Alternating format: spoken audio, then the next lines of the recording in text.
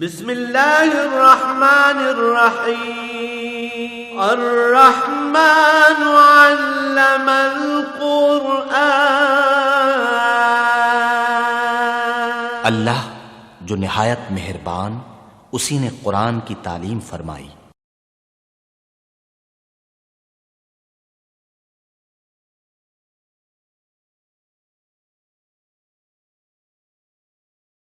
الحمد للہ رب العالمین والصلاة والسلام علی حبیبہ محمد وآلہ وصحبہ اجمعین۔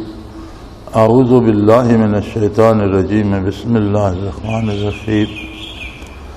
قل یا اہل الکتاب لم تصدون عن سبیل اللہ من آمن تبغونہا عوجا وانتم شہداء وما اللہ بغافل عما تعملون۔ یا ایھا الذین آمنوا ان تطیعوا فریقا من الذین اوتوا الکتاب یردوکم بعد ایمانکم کافرین وکیف تکفرون وانتم تتلی علیکم آیات اللہ وفیکم رسولہ ومن یعتصم باللہ فقد ہدی الی صراط مستقیم۔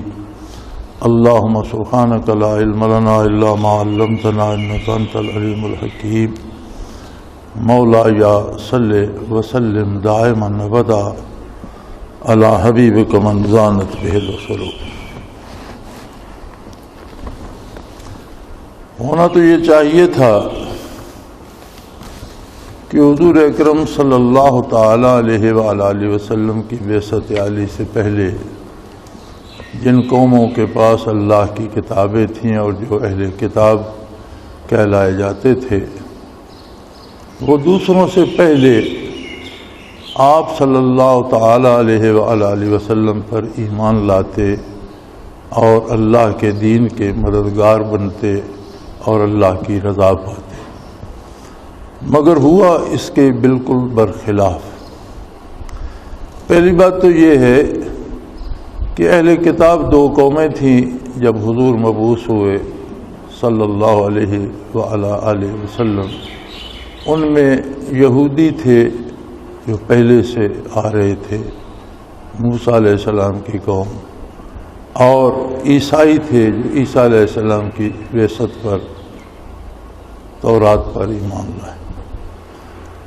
اب بدبختی یہ تھی کہ عیسیٰ علیہ السلام کی بعثت پر یہود نے عیسیٰ علیہ السلام کی نبوت کا انکار کر دیا اور سازش کی ان کے قتل کی، اور بادشاہ کو ان کے قتل پہ اکسایا، اور وہ واقعہ غالباً گزر چکا قرآن حکیم میں کہ اللہ کریم نے انہیں اٹھا لیا۔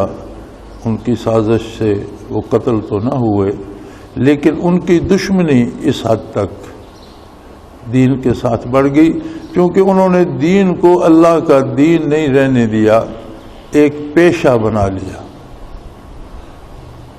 تو پیشے کے تقاضے مختلف ہوتے ہیں، ہر کوئی اپنے پیشے کی کامیابی کے لیے اور دوسروں سے آگے نکل جانے کے لیے کوششیں کرتا ہے۔ تو دین پیشہ نہیں ہے، دین دین ہے۔ جب بھی دین کو بھی پیشہ بنایا جائے گا وہی خرابیاں پیدا ہوں گی۔ پھر جب پیشہ بنا تو اس کی اہمیت بڑھانے کے لیے یہود نے عزیر علیہ السلام کا اللہ کا بیٹا ہونے کا اعلان کر دیا کہ ہمارے پاس تو اللہ کریم کا بیٹا تشریف لایا اور ہم تو اللہ کے بیٹے کے ساتھ ہیں، اور جب ہم اللہ کے بیٹے کے ساتھ ہیں تو اللہ کے لیے ہم سب اولاد کی طرح ہیں، اس لیے ہمیں عذاب ہوگا ہی نہیں، اور اگر بالفرض کبھی کچھ ہوا بھی تو 2-4 روز کوئی سرزنش ہوئی نہیں تو ہمیں جنت میں جگہ ملے گی، اور یہودیوں کے بغیر کوئی دوسرا جنت میں جائے گا نہیں۔ اب یہ ساری کہانی انہوں نے پیشہ بنانے کے بعد گھڑی، اس لیے کہ پیشے میں تو دنیاوی دولت کمانے کا جو ہوتا ہے وہ بنیاد ہوتی ہے۔ پیشے کی بنیاد ہوتی ہے دولت کمانا، مال حاصل کرنا۔ تو جب دین پیشہ بن گیا تو پھر اس میں انہوں نے ایسی ایسی ایجادات اور ایسی ایسی باتیں گھڑی۔ جب عیسیٰ علیہ السلام مبعوث ہوئے تو اب وہ ان کو نبی مانتے ہیں، تو وہ جتنا انہوں نے اپنا ہی کہانی بنا رکھی تھی وہ ساری ضائع ہوتی ہے، اور ان کا پیشہ وری کے اعتبار سے نقصان ہوتا ہے۔ لہذا انہوں نے نہ صرف عیسیٰ علیہ السلام کی نبوت کا انکار کیا بلکہ ان کے خلاف سازشیں کی اور ان کے قتل کی کوشش کی، اگرچہ اللہ کریم نے فرمایا وما قتلوہ وما صلبوہ، نہ وہ قتل کر سکے اور نہ صلیب پر چڑھا سکے، اللہ کریم نے انہیں بچایا اور آسمانوں پہ اٹھا لیا۔ وہ تو اللہ کی قدرت تھی لیکن انہوں نے اپنی طرف سے پوری کوشش کی۔ اب جب عیسیٰ علیہ السلام مبعوث ہوئے اور رفع آسمانی ہو گیا، وہ آسمانوں پہ تشریف لے گئے، تو اس کے بہت عرصہ بعد عیسائیت نے پھیلنا شروع کیا۔ اس وقت محدود چند لوگ تھے جو عیسیٰ علیہ السلام کے ساتھ تھے، جنہیں حواریین کہا جاتا ہے۔ اب عیسائیوں کی مصیبت یہ ہوئی کہ حواریین کی رحلت کے بعد جو کتاب عیسیٰ علیہ السلام پر نازل ہوئی تھی وہ اصل کتاب ان سے گم ہو گئی۔ اب ان کے پاس وہ باتیں رہ گئیں جو حواریین نے کہی تھیں، اور وہ بھی براہ راست ان سے کسی نے نہ سنی، کیونکہ یہ بہت بعد میں جا کر منظم ہوئے، تو ان سے کسی اور نے سنی، اس سے کسی نے سنی، اس سے کسی نے سنی۔ اسی لیے آج ان کے پاس جو انجیل ہے وہ ایک کتاب نہیں ہے بلکہ انجیلوں کو جمع کر کے اناجیل اسے کہتے، بہت سی انجیلیں اس میں ہیں، اور جو حواریین تھے ان کے نام پر ہیں کہ یہ فلاں کی انجیل ہے، یہ فلاں کی انجیل ہے۔ اس سے مراد یہ ہے کہ یہ بات اس نے بتائی، یہ اس نے بتائی، یہ اس نے بتائی۔ تو ان کے پاس کتاب جو اللہ کی طرف سے نازل ہوئی تھی انجیل، وہ تو ان کے پاس مفقود ہو گئی، رہی نہیں۔ اب جو عیسائی بعد میں آئے، پہلے تو ان کے پاس اللہ کے نبی کی کتاب ہی محفوظ نہیں تھی، تو ارشادات کہاں سے محفوظ ہوتے؟ اب وہ یہودیوں کے مقابلے میں آ گئے اور انہوں نے کہا کہ بھئی اس طرح تو ہمارا مذہب پیچھے رہ جائے گا، ان کے پاس تو اللہ کا بیٹا ہے۔ انہوں نے سیدھا سیدھا عیسیٰ علیہ السلام کو اللہ کا بیٹا کہہ دیا۔ انہوں نے کہا عیسیٰ علیہ السلام کا تو باپ ہے ہی نہیں، یہ تو ہیں ہی اللہ کے بیٹے اور اللہ کی اولاد ہیں، اور خدائی اور الوہیت جو ہے وہ تین میں ہے، حضرت مریم میں اور عیسیٰ علیہ السلام میں اور اللہ کریم میں۔ تو تینوں میں تین میں ایک اور ایک میں تین کا عقیدہ انہوں نے ایجاد کر لیا یہودیوں کے مقابلے میں۔ اب جب یہ دونوں قومیں جو اہل کتاب کہلاتی ہیں یہ کتاب کو چھوڑ کر شرک میں مبتلا ہو گئی اور دونوں نے اللہ کی ذات میں بھی شریک پیدا کر لیے اور صفات میں بھی شریک پیدا کر لیے، تو بھلا حضور نبی کریم صلی اللہ علیہ وآلہ وسلم پر کیسے ایمان لاتے؟ اگر ایمان لاتے، جو خوش نصیب تھے جو عہد موسوی میں بھی حق پر رہے اور پھر عیسیٰ علیہ السلام پر بھی ایمان لائے اور عہد عیسوی میں اور اس کے بعد بھی جو حق پر رہے، جب حضور مبعوث ہوئے تو وہ حضور پر بھی ایمان لے آئے۔ اکابر صحابہ میں ان کے نام سر فہرست ہیں اور اللہ کے بہت مقبول اور نیک بندے تھے، لیکن وہ محدود چند تھے جن کو یہ سعادت نصیب ہوئی۔ اکثریت نے اپنی وہ جو انہوں نے بنا رکھی تھی اجارہ داری، اور جس سے وہ دولت کما رہے تھے اور جس سے وہ پیسہ کما رہے تھے اور جس سے ان کا ایک تقدس قائم تھا، لوگ ان کے پاؤں چومتے تھے، لوگ ان کے ہاتھ چومتے تھے، لوگ انہیں جھک جھک کر ملتے تھے، ان کے آگے سجدے کرتے تھے، ان سے جا کر گناہ بخشوا آتے تھے، وہ فیس پیسے لے لیتے تھے، گناہ معاف کر دیتے تھے، تو دولت جمع کرنے میں وہ لگے ہوئے تھے۔ اب اگر حضور صلی اللہ علیہ وسلم پر ایمان لاتے تو اسلام میں تو خالق ایک ہے، مالک ایک ہے، معبود بھی ایک ہے، سر صرف اس کی بارگاہ میں جھکایا جائے گا، سجدہ صرف اللہ کریم کو ہوگا۔ نبی علیہ الصلوۃ والسلام جو انبیاء کے بھی امام ہیں اور اللہ کی ساری کائنات، ساری مخلوق میں ساری مخلوق سے افضل ترین ہستی ہیں، کوئی ادنا سے ادنا اللہ کا بندہ جب ایمان لایا حضور کے ساتھ تو آپ نے اپنے برابر صف میں کھڑا کر لیا اسے کہ میں بھی اللہ کے حضور سجدہ ریز ہوتا ہوں اور تم بھی اللہ کے حضور سجدہ ریز ہو جاؤ۔ درمیان میں کوئی وہ جو تھا پادری اور کوئی جو راہب تھا کہ راہب کو سجدہ کرو تو اللہ کا قرب نصیب ہوگا، پادری کو خوش کرو تو اللہ کا قرب نصیب ہوگا، نہیں، حضور نے براہ راست کر دیا ہم سخن بندوں کو خدا سے تو۔ اب اگر وہ بڑے بڑے پادری اور بڑے بڑے جو اس وقت کے پیر خانے بن گئے تھے اور لوگ ان کے پاؤں دھو کر پیتے تھے اور اپنا مال دولت ہر چیز ان کے نام پہ لٹاتے تھے، انہیں عام آدمی کے ساتھ کھڑے ہو کر اللہ کے حضور سجدہ ریز ہونا کیسے گوارا تھا؟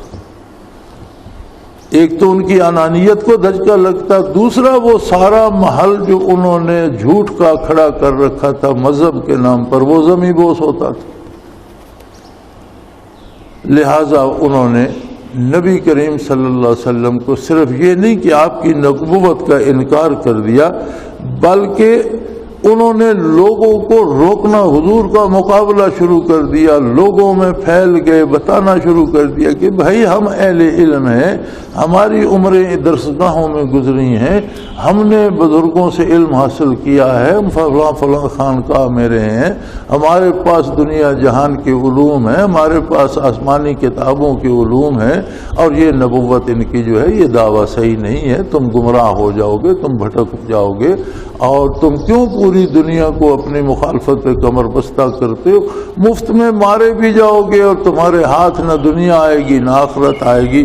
تو اللہ کریم نے فرمایا کہ میرے حبیب ان سے فرما دیجئے کہ تم تو اہل کتاب کہلاتے ہو، قل یا فرما دیجئے کہ اہل کتاب جو اپنے آپ کو اہل کتاب کہتے ہو، لم تصدون عن سبیل اللہ، یہ کس کتاب میں لکھا ہوا ہے کہ تم لوگوں کو اللہ کی راہ سے روکتے ہو؟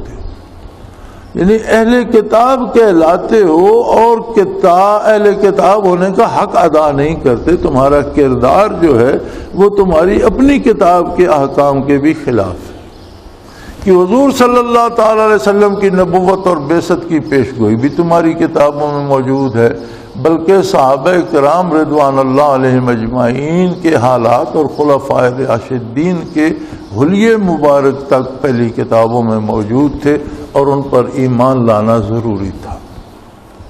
جب کتاب میں اب قرآن میں جو کچھ ہے اس میں سے کسی چیز کا بھی کوئی انکار کرے تو وہ کافر ہو جائے گا۔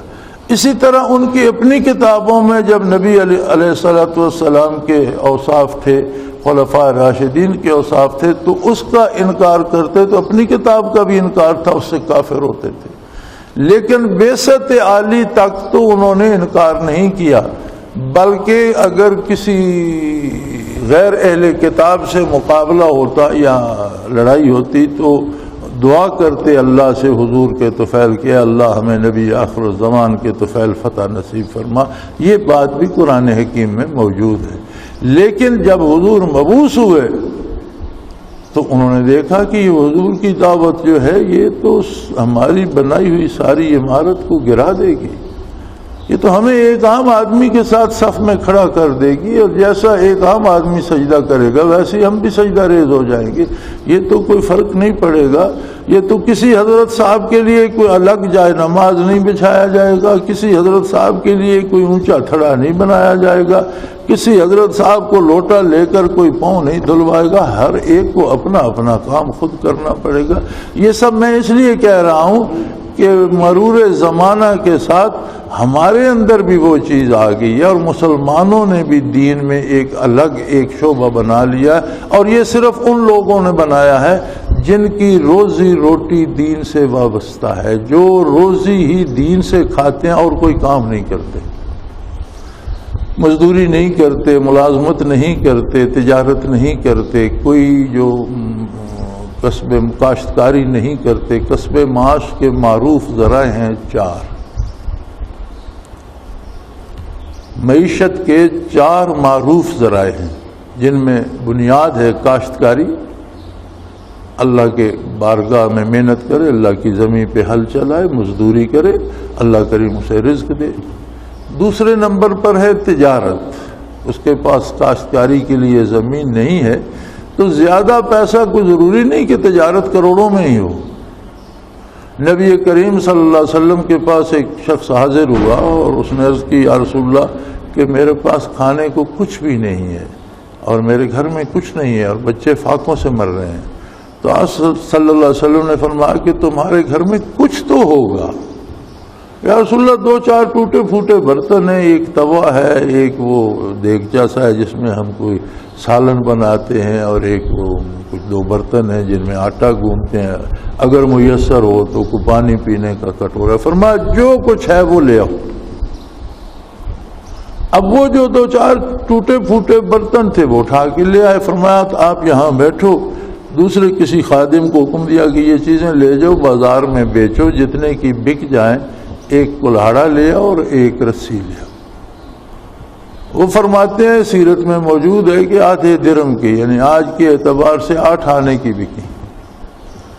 تو اس میں سے انہوں نے ایک کلہاڑی خریدی اور باقی کی رسی خرید کر وہ کلہاڑی اور رسی لے آئے۔ حضور صلی اللہ علیہ وسلم نے فرمایا یہ رسی اٹھاؤ، کلہاڑی پکڑو، جنگل میں جاؤ، لکڑیاں کاٹ کے لاؤ، اور جتنے کی بک جائیں اتنے کی پکی پکائی روٹی لے کر گھر لے جانا۔ گھر میں پکانے کو کچھ نہیں ہے تو بازار سے پکی پکائی روٹی مل جاتی ہے، اور جب تم کام کرتے رہو گے تو آمدن بڑھے گی، تو پھر گھر میں بھی سب کچھ آ جائے۔ تو یہ ضروری نہیں ہے کہ کاروبار کے لیے یا محنت و مشقت کے لیے آدمی کو کروڑ پتی ہو۔ کروڑ پتی لوگ کام کر کے بنتے ہیں۔ اگر کسی کے پاس تھوڑے پیسے ہیں تو وہ تھوڑے پیسوں سے بھی وہ اپنا کاروبار شروع کر سکتے ہیں۔ آپ نے دیکھا نہیں بس کے اڈوں پہ 4-5 سگریٹ کی ڈبیاں 2-3 ماچسیں رکھ کے ایک پھٹے میں بچے لیے پھرتے ہوتے ہیں، وہ 4-5 ڈبیاں بک جاتی ہیں، 2 ماچسیں بک جاتی ہیں، وہ 4-5 اور لے آتے ہیں اور پھر بسوں کے قریب پھرتے ہوتے ہیں۔ تو یہ بھی تو ایک بنیاد ہے کہ وہ 15, 20, 30, 50 روپے میں وہ تجارت کر رہے ہیں، اس کے ساتھ 2-4 روپے تو وہ کما لیتے ہیں۔ پھر جب آدمی محنت کرتا ہے اللہ کریم اس میں برکت دیتا ہے، وہ بڑھتی جاتی ہے۔ اور ہم نے ایسے لوگوں کو دیکھا ہے کہ جو بسوں پہ حاکر تھے، آواز لگانے والے لوگ تھے کہ آ جاؤ بس فیصل آباد جا رہی ہے، بیٹھ جاؤ لاہور جا رہی ہے، بیٹھ جاؤ پنڈی جا رہی ہے۔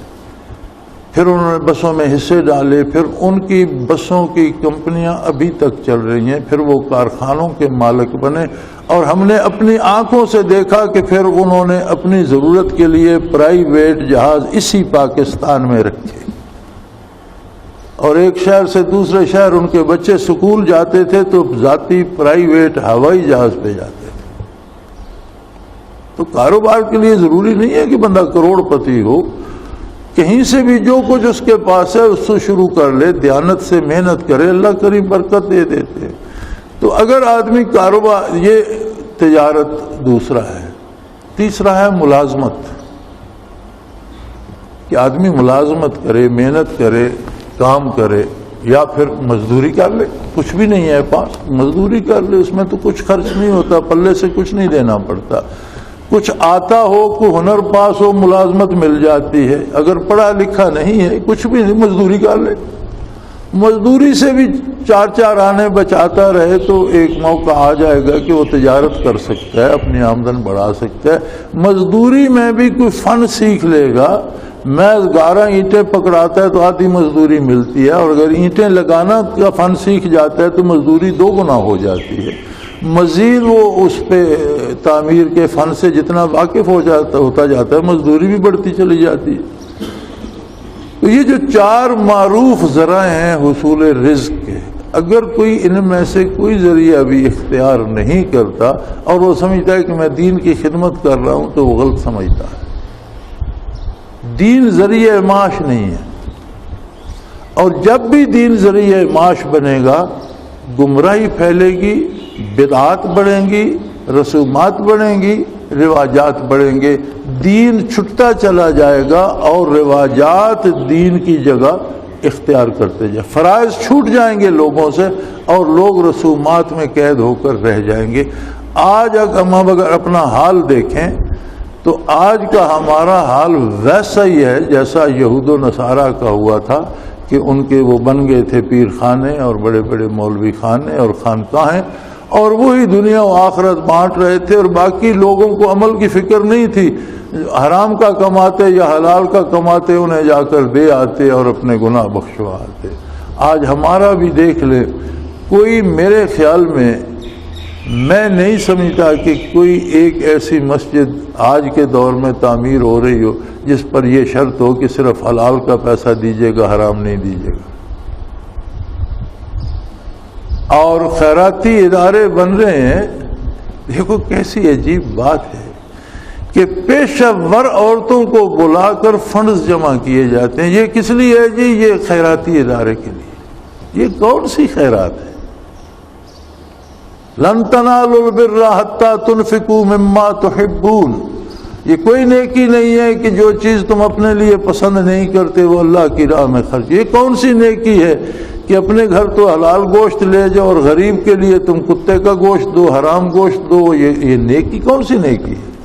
یہ کون سی غریب پروری ہے کہ پیشہ ور عورتوں کو آپ ہندوستان تک سے بلا لیں، وہ ہندو بھی ہوں، اس کے بعد پیشہ ور بھی ہوں، کنجریاں بھی ہوں، اور پھر وہ ڈانس کریں، گانے گائیں، اور اس پہ پیسہ جمع ہو، اور اس پہ آپ کہیں میں ہسپتال چلا آ رہا۔ کیا آج ہماری قیادت سب کچھ یہی نہیں کر رہی؟ یہ کیوں کر رہی ہے؟ اس لیے کہ ہم دین کو پیشے کے طور پہ اختیار کرتے ہیں اور اس سے پیسہ کمانا چاہتے ہیں۔ بڑی بڑی خانقاہوں میں قوالیاں ضرور ہوں گی، باجے گاجے ضرور ہوں گے، کبڈی ہوگی، گھوڑ دوڑ ہوگی، نیزہ بازی ہوگی، بیلوں کے کرا کے مقابلے ہوں گے، نہ اذان ہوگی نہ نماز پڑھی جائے گی۔ یعنی ایک نہیں، میں آپ کو یہ ہزاروں دربار دکھا سکتا ہوں اپنے ارد گرد یہیں، کہ دن بھر وہاں 2 4 دن میلہ ہوتا رہے گا، اس میں تماشے ہو رہے ہیں، پھر اس میں وہ مٹھائیاں بک رہی ہیں اور دکانیں بنی ہوئی ہیں اور یہ ہے اور وہ ہے، اذان کوئی نہیں ہوتی، نماز کوئی نہیں ہوتی، اور وہ سب کچھ باعث نجات بھی سمجھا جاتا ہے۔ مزے کی بات یہ ہے کہ اس سارے کو دین سمجھا جاتا ہے، ثواب سمجھا جاتا ہے، باعث نجات یہی وہ بات تھی جو یہود و نصارہ میں تھی، اور جس پر اسلام نے لا الہ کی ایسی سخت ضرب لگائی کہ اسے چور چور کر دیا۔ وہ اس لذت کام و دہن کو چھوڑنا نہیں چاہتے۔ یہ جو دنیا ہے یہ بڑی میٹھی، بڑی خوبصورت اور بڑی لذیذ ہے۔ یہ جو کہہ دیتے ہیں نا یہ دنیا بڑی خراب ہے، یہ جھوٹ بولتے ہیں۔ خود یہاں تک دنیا میں ڈوبی ہوئے، اتنی خراب ہے تو تم کیوں ڈوبے پڑے ہو؟ خراب جو ہے تو تم کیوں ڈوبے پڑے ہو؟ میرے بھائی، جتنا اچھا گھر، جتنا آرام دہ بستر، جتنا بہترین کھانا ہو اتنا مزہ آتا ہے، جتنی اچھی گاڑی ہو اتنا مزہ آتا ہے۔ میں نے لی ہے بہت اچھی گاڑی ہے، دنیا میں پہلے نمبر کی گاڑی ہے، بڑا مزہ آتا ہے بیٹھ کر۔ پھر ہم ناشکری بھی کریں کہ ابھی دنیا خراب ہے۔ خراب کیوں ہے؟ اور اللہ نے اور اسلام نے دنیا کو استعمال کرنے سے روکا بھی نہیں ہے۔ محنت کرو، حلال کماؤ، خون پسینہ لگاؤ، اچھا کھاؤ، اچھا پہنو۔ اچھا کھانا، اچھا پہننا، اچھی گاڑی رکھنا بھی اللہ کا شکر ادا کرنے کا ایک طریقہ۔ اما بنعمت ربک فحدث، اللہ کی نعمتیں بیان کرو۔ تمہارے لباس سے، تمہارے اٹھنے بیٹھنے سے، تمہارے کھانے پینے سے، تمہارے گھر سے، تمہارے آنے جانے سے پتہ چلے کہ اس پر اللہ کا اتنا احسان ہے تو سب کچھ اس کا۔ اس وقت اس لمحے موت آ جائے، الحمدللہ تیار بیٹھے، ہمیں کوئی گاڑی کی فکر نہیں کہاں جائے گی، کوئی جائیداد کی فکر نہیں کہاں جائے گی، کوئی مکانوں کی فکر نہیں۔ اس لمحے موت آ جائے، اس لمحے تیار ہے، الحمدللہ۔ سب کچھ اللہ کا مال ہے، ہمیں بخشا ہے، اس کی مہربانی۔ ہمارا وقت پورا ہو جائے گا، جسے چاہے گا اسے دے دے گا، ہمیں کیا فکر ہے، ہمارا اس میں کیا ہے۔ لیکن اگر اللہ سے تعلق نہ ہو، نبی کریم صلی اللہ علیہ وسلم سے تعلق نہ ہو، درد دل نصیب نہ ہو، لذت آشنائی نصیب نہ ہو، تو پھر یہی دنیا جو ہے یہ جان کو آ جاتی ہے۔ پھر بندہ مرنے لگتا ہے کہ ہائے کیا ہوگا، یہ میرا پیسہ کہاں جائے گا، یہ آمدن رک گئی تو کیا ہوگا، لوگ مجھے پیسے دیتے نہیں دیں گے تو کیا ہوگا۔ اور پھر پیسے نکالنے کے نئے نئے ہیلے تلاش کرتا ہے جی۔ آج کیا ہے جی؟ آج بڑی 11ویں ہے، آج کیا ہے؟ آج چھوٹی 11ویں ہے۔ پہلے تو 11ویں کا کوئی وجود نہیں، پھر اس میں بڑی چھوٹی کہاں سے آ گئی؟ پھر ہر مہینے 11ویں ہے، اب 11ویں تو ہر مہینے کی 11 تاریخ کو آنی ہے۔ تو یہ سارے ہیلے کیا ہیں؟ لوگوں سے پیسے نکلوانے کے ہیلے، اور لوگ ایسے سادے ہیں بیچارے، گھر میں بچے بھوکے ہیں، پیسے جمع کر کے لے جائیں گے، گاڑیوں کے ساتھ لٹک کر دھکے کھاتے جائیں گے، کوئی ایکسیڈنٹ ہوگا تو مارے جائیں گے، پوچھنے والا بھی کوئی نہیں، پیسے پیر صاحب کو دے آئیں گے، واپس آئیں گے تو 3 دن کی باسی روٹی کا اتنا سا ٹکڑا اٹھاؤ، یہ کیا؟ یہ لنگر ہے، گولی مارو اس لنگر کو، بچے بھوک سے مر رہے ہیں، پیر صاحب عیش کر رہے ہیں، تمہارے لیے یہ روکھا ٹکڑا بچا ہے، اس سے برکت ہوگی کیا؟ خاک برکت ہوگی، اس پیسے سے کیوں نہ برکت ہوگی جو تم نے کرائے میں ضائع کیا، جو وہاں شیرینی پر دے کر ہے۔ اور ایسے عجیب عجیب، یعنی سمجھ نہیں آتی۔ ایک ہمارا عزیز ہے، وہ کہیں ایک خانقاہ پہ جاتا ہے، تو مجھے وہ ٹیکسی جو لے کے جاتا ہے، وہ ٹیکسی والا بتا رہا تھا کہ راستے سے مٹھائی کا ٹوکرا خریدا، اب گاڑی میں بیٹھا ہے اور ٹوکرا سر پہ رکھا ہوا ہے کہ ٹوکرا تو سر پہ لے کے جاتا۔ ایسی حماقتیں جو سمجھ میں نہیں آتی کہ سر پہ رکھا ہوا ہے تو بھی بوجھ تو گاڑی پر ہی ہے، تم کو پیدل جا رہے ہو، اگر تم نے گاڑی میں بیٹھ کر ٹوکرا سر پہ رکھ لیا تو بوجھ تو گاڑی پر ہی ہے، تو سیٹ پر یا ڈگی میں رکھ دو تو بھی بوجھ گاڑی پر نہیں جی، بس وہ بے ادبی ہوتی ہے، سر پہ اٹھا کے لے کے جا۔ یعنی یہ دین کی کون سی شک ہے؟ تو یہی وہ یہود و نصارہ کا طریقہ تھا۔ اب جب نبی کریم صلی اللہ علیہ وسلم کے اعلان نبوت ہوا اور یہ ساری رسومات مٹتی نظر آئیں، اور ایک عام آدمی پھٹا ہوا لباس ہے، بال پریشان ہیں، پاؤں میں جوتا ہے یا نہیں، وہ آتا ہے، وضو کرتا ہے، حضور کے ساتھ کھڑا ہو جاتا ہے اور اپنی بات اللہ سے روبرو شروع کر دیتا ہے، نہ کسی پیر کا محتاج، نہ کسی بزرگ کی احتیاج، نہ کسی پادری کی ضرورت، بندہ ہے رب العالمین سے اپنی باتیں کر رہا ہے، دکھ سکھ کہہ رہا ہے، دل کا حال کہہ رہا ہے۔ اب پادریوں نے کہا مارے گئے، ہم تو رہے ہی کوئی نہیں، اب یہ ہمیں پیسے دینے کہاں آئے گا، یہ ہمارے پاؤں کیوں دھوئے گا، یہ ہمارے گھٹنے کیوں چومیں گا، یہ ہمارے ہاتھوں کو بوسہ کیوں دے گا؟ تو پھر انہوں نے لوگوں کو روکنا شروع کیا کہ ادھر مت جاؤ۔ تو اللہ کریم نے فرمایا بڑے پیار سے، اللہ بہت غفور الرحیم، بڑے پیار سے، میرے حبیب ان سے یہ تو کہو کہ خود کو اہل کتاب کہتے ہو اور اللہ کی کتاب کو ماننے سے لوگوں کو روکتے ہو، کیسے عجیب لوگ ہیں۔ یعنی خود اپنا نام اہل کتاب رکھتے ہو، یا اہل الکتاب ہے، تم اہل کتاب کہلاتے ہو، اپنا نام اہل کتاب رکھو، لم تصدون عن سبیل، تو پھر اللہ کی راہ سے روکتے کیوں ہو؟ اس کا مطلب ہے کہ تم اپنی کتابوں کو بھی منکر ہو، تم نے نام اہل کتاب رکھا ہوا ہے، تم ہو مشرک اور تم ہو کافر۔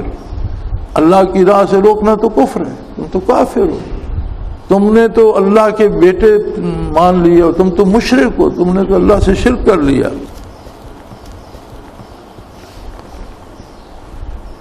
من آمنا، جو ایمان لائے، تم اسے کیوں روکتے ہو؟ تبغونہا عوجا، تم اس کو الٹی پٹی پڑھاتے ہو، تبغونہا عوجا، ان لوگوں کو بھی تم الٹی پٹی پڑھاتے ہو۔ کتنا ظلم ہے کہ اللہ کے دین کے خلاف اور اللہ کے حبیب کے خلاف تم میدان میں ہو، اور خود کو اللہ کا بندہ بھی کہتے ہو اور کتاب کو ماننے والا کہتے ہو اور خود کو اہل کتاب کہلاتے ہو۔ تم کیسے اہل کتاب ہو کہ اللہ کی راہ سے روکتے ہو، جو ایمان لائے اسے گمراہ کرنے کی کوشش کرتے ہو۔ وَأَنْتُمْ شُهَدَاء، حالانکہ تم تو گواہ ہو اس بات کے کہ اللہ نے محمد الرسول لکم مبعوث کرنے کا وعدہ تمہاری کتابوں میں بھی فرمایا، اللہ نے اس دین برحق کا وعدہ تمہاری کتابوں میں بھی فرمایا، اللہ نے اس کتاب کے نزول کا وعدہ تمہاری کتابوں میں بھی فرمایا، اللہ نے حضور کے ماننے والوں کی شان اور ان کے قصیدے تمہاری کتاب، تم تو گواہ ہو اس بات کے، اور تم خود بھی اس سے مکر گئے اور جو دوسرا قبول کرتا ہے اسے بھی روکنے کی کوشش کرتے ہو۔ فرمایا پھر یاد رکھو، بڑے دھیمے لہجے میں بات کی رب العالمین نے، لیکن آخر میں بات کہہ دی، فرمایا اگر اللہ تم سے درگزر کر رہا ہے برداشت کا، تو یہ نہ سمجھو کہ اللہ کو خبر نہیں ہے، وَمَا اللَّهُ بِغَافِلٍ عَمَّا تَعْمَلُونَ، تمہارے کرتوتوں سے اللہ خوب واقف ہے، وہ تمہارے کردار کو دیکھ رہا ہے، اس نے تمہیں تھوڑی سی مہلت دے رکھی ہے، تمہیں لوٹ کر اس کی بارگاہ میں جانا ہے اور اس سارے کی جواب طلبی ہوگی، تم سے پوچھا جائے گا۔ یہاں تک تو بات تھی اہل کتاب کی، جو خود کو حق پر ہونے کا دعویٰ کرتے تھے لیکن ان کا کردار حق کی مخالفت کر رہا تھا۔ پھر خطاب فرمایا ان لوگوں سے جو ایمان لائے۔ قرآن میں 3 طرح کے خطاب ہیں، 4 طرح کے۔ ایک تو یہی جو اب گزرا یا اہل الکتاب ہے، جو عمومی خطاب ہے اہل کتاب کو۔ ایک اسی طرح کا عمومی خطاب ہے ایھا الناس، اے اولاد آدم، اے لوگو۔ ایک پھر براہ راست خطاب ہے کفار سے، یا ایھا الکافرون۔ جہاں بھی یا ایھا الکافرون آئے گا اس کے آگے ایک غضب الہی کی بجلیاں کڑکیں گی۔ جہاں بھی قرآن میں دیکھیں ایھا الکافرون آئے گا، غضب الہی کی بجلیاں کڑکیں گی۔ چوتھا خطاب ہے یا ایھا الذین آمنوا، بہت پردرد، بہت گہری محبت، انتہائی شفقت اور انتہائی لذت سے لبریز۔ کسی کا محبوب ہو، اسے اتنا عزیز ہو کہ اس کے بغیر اس کا پل نہ گزرے، اسے دیکھے بغیر زندگی کا اس کے پاس تصور نہ ہو، اور وہ محبوب اسے پیار سے پکارے کہ میری بات سنو، اس پر کیا کیفیت وارد ہوئی۔ یہ تو ایک دنیاوی محبوب کی بات ہے، لیکن اگر کسی کا رشتہ ایمان اللہ سے ہو، اور مشت غبار ہو، عام آدمی ہو، جس کی دنیا میں کوئی وقت نہ ہو، لوگ اسے کوئی اہمیت دینے کو تیار نہ ہو، ایک عام سا آدمی ہو بیچارہ، اس کے نام سے بھی کوئی واقف نہیں، اس کی ذات سے بھی کوئی واقف نہیں، اپنا دن بھر دھکے کھا کر مزدوری کر کے وقت گزار رہا ہے، اور پھر اسے اللہ پکارے کہ او میرے بندے، اسے اللہ اپنا کہہ کر پکارے، کتنی لذت، کتنی کیفیت، اور کیا وارد ہو اس کے دل پر۔ شرط یہ ہے کہ اس کے دل میں اللہ کی عظمت ہو، پھر اسے اس کی لذت کا پتہ چلتا ہے۔ دو عالم سے کرتی ہے بیگانہ دل کو، عجب چیز ہے لذت آشنا۔ آشنائی ہو اور رب العالمین کے ساتھ ہو، پھر اس کی لذت کا کیا کہنا۔ اور پھر جب وہ محبوب بڑے پیار سے خود بلائے، او میرے بندے، او میرے ایمان والے بندے، او میرے طالب، او میرے چاہنے والے، میری رضا کے طالب، میری خوشنودی کے طالب، پھر اسی پیار سے فرماتا ہے کہ او میرے چاہنے والو۔ اگر یہ ترجمہ کر دیا جائے تو حرج تو نہیں ہے۔ یا ایھا الذین آمنوا کا ترجمہ اگر ہم لفظی نہ کریں تو محاوراتی ترجمہ کریں اور یہ کہہ دیں کہ اللہ فرماتا ہے میرے چاہنے والے، اس میں کوئی حرج نہیں ہے، ترجمہ درست ہے۔ فرماتے ہیں ان تطیعوا فریقا من الذین اوتوا الکتاب یردوکم بعد ایمانکم کافرین۔ بات ہی ختم کر دی رب العالمین نے، اور قرآن نے قصہ ہی ختم کر دیا۔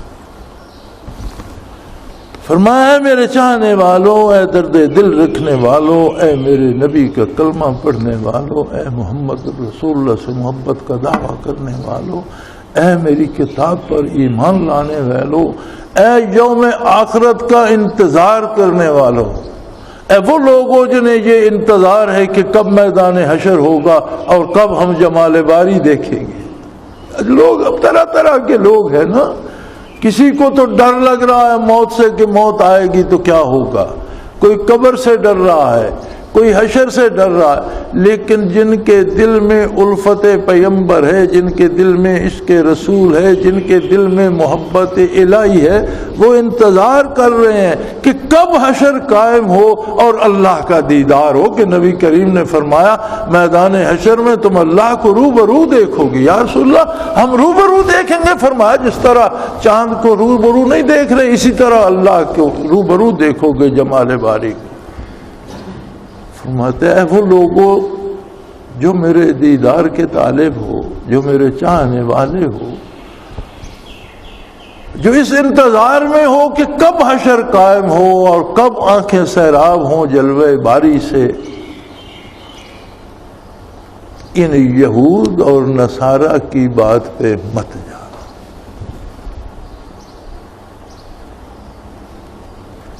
ان کی اطاعت مت کرنا, یہ ہمیشہ دھوکہ دیں گے, برائی کریں گے, اور نہ صرف تمہارا دنیاوی نقصان کریں گے, یہ تمہیں ایمان لانے کے بعد پھر کفر میں لے جائیں گے.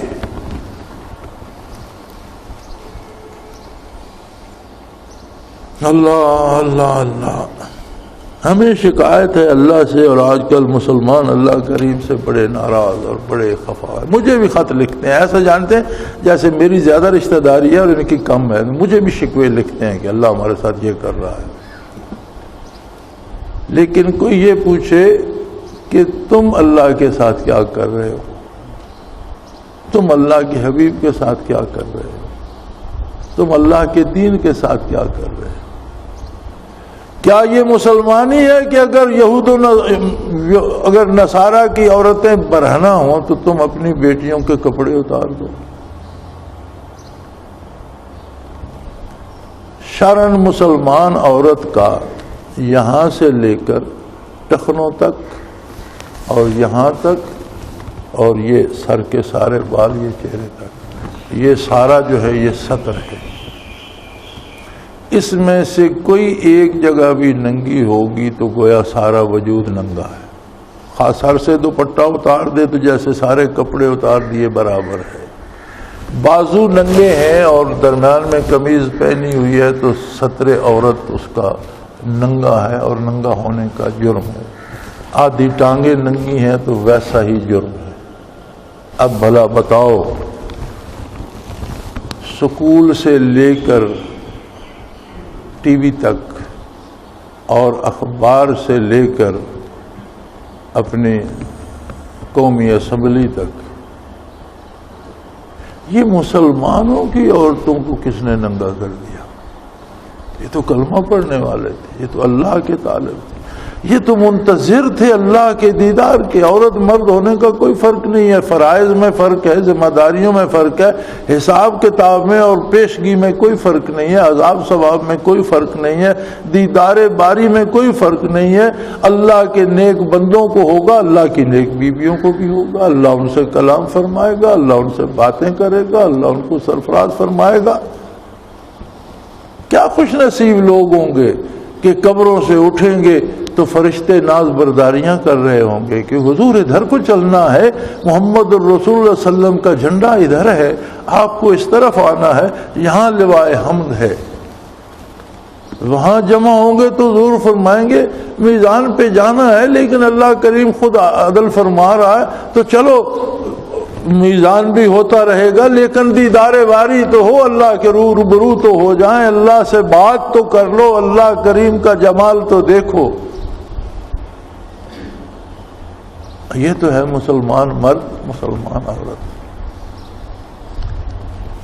اب جس کو مسلمان ہونے کا دعویٰ بھی ہے, خاتون ہے تو برہنہ ہے, مرد ہے تو پتہ نہیں چلتا کہ یہ یہودی ہے یا نصرانی ہے, پاؤں سے لے کر سر تک اسی کا لباس ہے. بڑی عجیب بات میں نے اگلے دن دیکھا, ایک مولوی صاحب نے بڑی مزے کی بات کہی. علماء حق بات تو کرتے ہیں نا.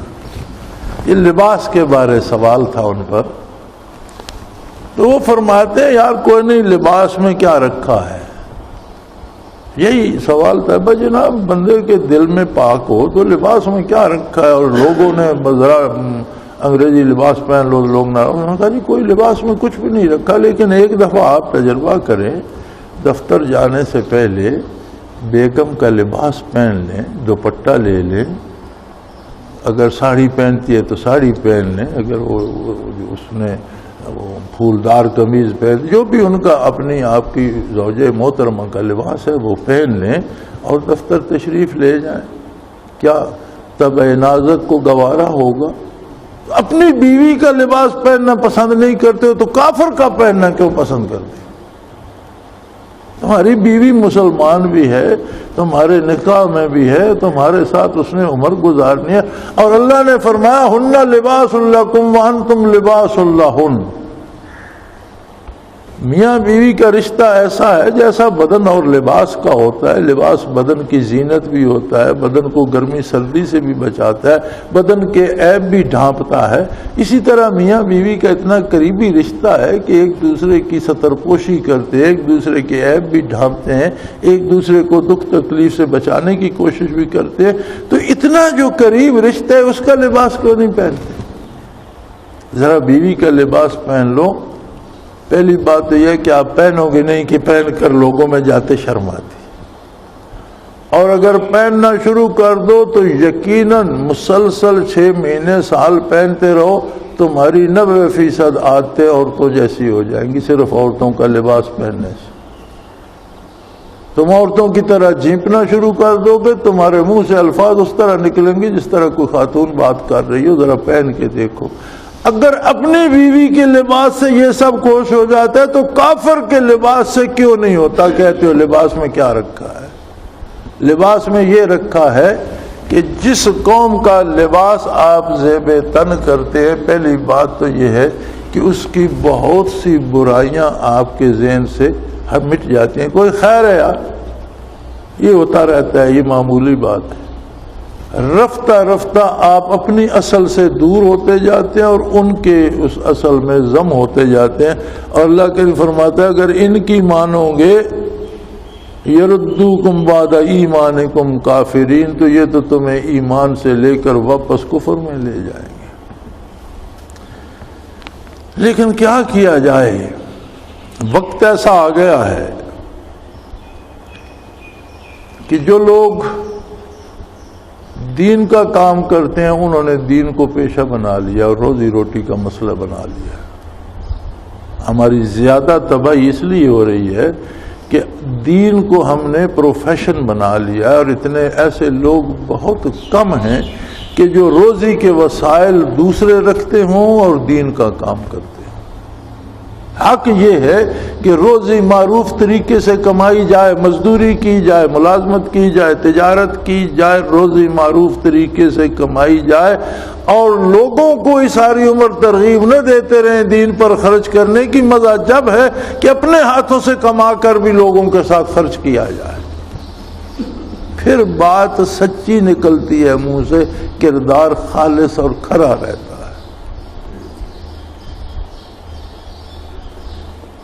لیکن اگر دین ہی پیشہ بن جائے تو جس طرح یہود و نصارہ رسومات کے قیدی ہو گئے تھے، اسی طرح ہم بھی رواجات میں پھنس کر رہ جائیں گے، اور پھنس کر رہ گئے ہیں۔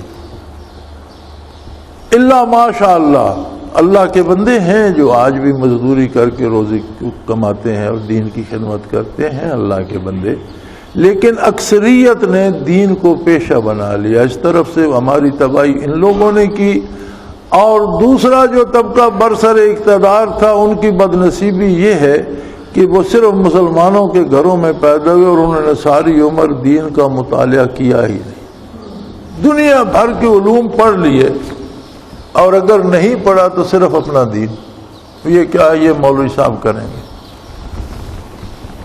دین مولوی صاحب کا یا پیر صاحب کا نہیں ہے، دین ہم سب کا اپنا ہے، ہم سب خود اس کے ذمہ دار ہیں۔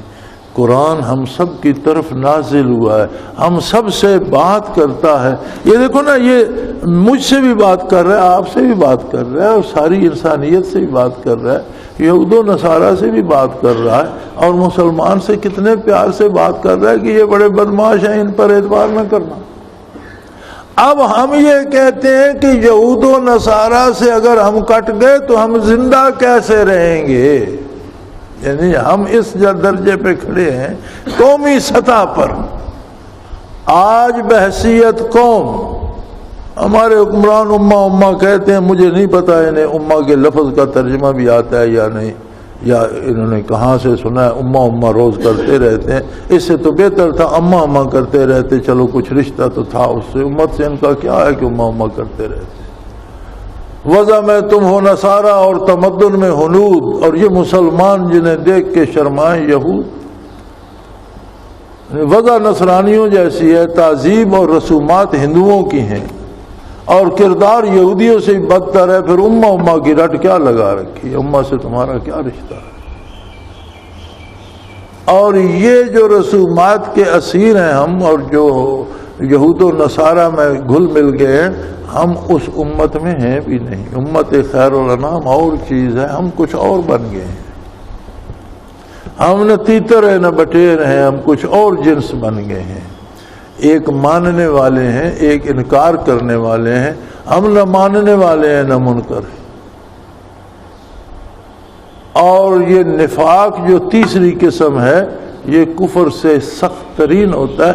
لوگ اللہ سے بڑے ناراض، اللہ یہ اپنا کردار نہیں دیکھتے کہ ہمارا کردار منافقوں کا ہو گیا، یہ تو پھر اللہ کی مہربانی ہے کہ اس نے زمین غرق کر کے ہمیں دھنسا نہیں دیا، یہ تو پھر اس کا کرم ہے کہ ہمیں روزی دے رہا ہے، ہمیں فرصت دے رہا ہے، اور پھر اس کا باب کرم وہ کہتا ہے پھر توبہ کر لو اور آ جاؤ واپس، میں تمہیں پھر سے قبول کرتا ہوں۔ سید عطا اللہ شاہ بخاری فرمایا کرتے تھے کہ لوگ زندگی فرعون کی طرح چاہتے ہیں اور موت موسیٰ علیہ السلام کی چاہتے ہیں، یہ کیسے ممکن ہے؟ کردار فرعون کا چاہتے ہو اور برکتیں وہ چاہتے ہو کہ جو موسیٰ پر نازل ہوئی تھیں، کردار یہود و نصارہ اور ہندوؤں جیسا ہے ہمارا، اور نعمتیں وہ چاہتے ہیں جو خلفاء راشدین پر اور صحابہ کرام پر برکتیں نازل ہوتی تھیں، ہم پر وہ برکتیں نازل ہوں، وہ کیسے نازل ہوں؟ فرمایا میرے چاہنے والو، اگر تم نے ان کی بات مانی، یہ تمہیں اسلام سے چھین کر واپس کفر میں لوٹا دیں گے۔ یردوکم بعد ایمانکم کافرین، یہ ایمان کے بعد تمہیں واپس کفر میں لے جائیں گے۔ وآخر دعوانا ان الحمدللہ رب العالمین۔ اللہ اللہ اللہ اللہ اللہ اللہ اللہ اللہ۔ حضرت امیر محمد اکرم آوان مد ذلہ العالی دارالعرفان منارہ ضلع چکوال میں سالہ سال سے قرآن و حدیث کے اوپر خطابات کر رہے ہیں اور سلسلہ نقشبندیہ اویسیہ کے مطابق لوگوں کو ذکر الہی کی تربیت دے رہے ہیں۔ وہ قرآن پاک کی تفسیر ترتیب وار بیان کر رہے ہیں۔ تفسیر قرآن کو وہ موجودہ ملکی اور بین الاقوامی حالات کے مطابق بیان کرتے ہیں۔ موٹر وے سے کلر کہار کے انٹرچینج سے نکلتے ہوئے، کلر کہار کی جھیل سے ہوتے ہوئے، میانی، بوچھال اور نور پور سے گزرتے ہوئے دارالعرفان منارہ پہنچ سکتے ہیں۔ حضرت امیر محمد اکرم آوان نے بچیوں اور بچوں کی دینی اور دنیاوی تعلیم کے لیے سقارہ اکیڈمی کے نام سے ایک درسگاہ بھی قائم کی ہے، جس کا افتتاح ملک پاکستان کے صدر جنرل محمد ضیاء الحق نے اپنے دست مبارک سے کیا تھا۔ وہ تمام احباب جو اسلام کی طلب رکھتے ہیں، ان سے گزارش ہے کہ دارالعرفان منارہ ضلع چکوال میں امیر محمد اکرم آوان صاحب کے خطابات سے مستفید ہوں۔ وہ ہر جمعے کو نماز سے پہلے بیان فرماتے ہیں۔ ہر ماہ کی پہلی اتوار کو ماہانہ اجتماع ہوتا ہے، جس میں آپ خصوصی خطاب فرماتے ہیں، اور پاکستان کے چاروں صوبوں سے احباب اس اجتماع میں شرکت کرتے ہیں۔ اس کے علاوہ یہاں سال میں 2 مرکزی اجتماعات بھی ہوتے ہیں، ایک رمضان المبارک میں اعتکاف کا اجتماع اور دوسرا جولائی اور اگست میں 40 دن کا اجتماع ہوتا ہے، جس میں روحانی تربیت کی جاتی ہے۔ اپنا خون سیماب دے کر اتنا ہم کر جائیں گے، نام آقا کا چمن میں پھر رقم کر جائیں گے۔